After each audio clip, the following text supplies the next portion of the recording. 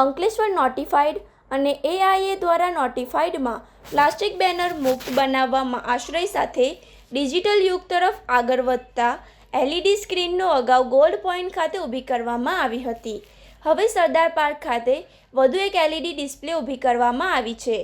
આ LED screen થકી GIDC વિસ્તારમાં જાહેર નિવેદિતા, સ્વચ્છતા જાગૃતિ સંદેશ સહિત સરકારી જાહેરાત યોજનાઓની જાહેરાત કરવામાં આવશે.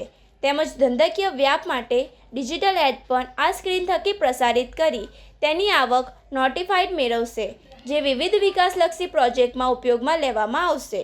તેમજ વધુ એક LED સ્ક્રીન ટૂંક સમયમાં ઊભી કરવામાં આવશે.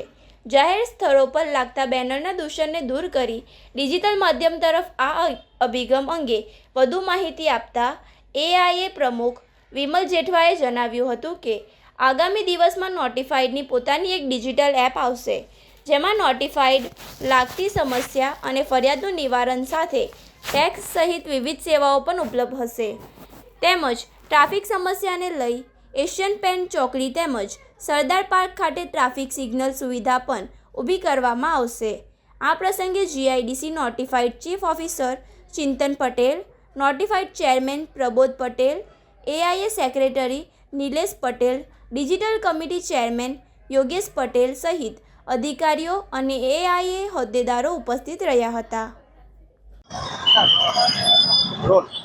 Notified area authority Ankleshwar and Ankleshwar industry એસોસિએશનના સહિયારા પ્રયાસથી આજરોજ GIDC ની અંદર સરદાર પાર્ક ખાતે LED સ્ક્રીનનું આજે લોકાર્પણ થયું. આ LED સ્ક્રીનથી ઘણા બધા નાના મોટા વેપારીઓને એમની એડવર્ટાઇઝમેન્ટ આપી અને એમનું બિઝનેસ પ્રમોશન માટે પણ આ LED સ્ક્રીનથી ફાયદો થશે. તેમ છતાં આગળના ભવિષ્યમાં નોટિફાઈડ એરિયા દ્વારા કોઈ પણ ઇન્સ્ટ્રક્શન, કોઈ પણ સૂચના આપવાની થતી હોય, આ LED સ્ક્રીનથી નાની મોટી સૂચનાઓ તત્પર ઝડપથી બધા નાગરિકો સુધી પહોંચે એવી સુવિધા આજરોજ અહીંયા અમે ઇન્સ્ટોલ કરી અને ઇનોગ્રેશન કરેલું છે. Thank you.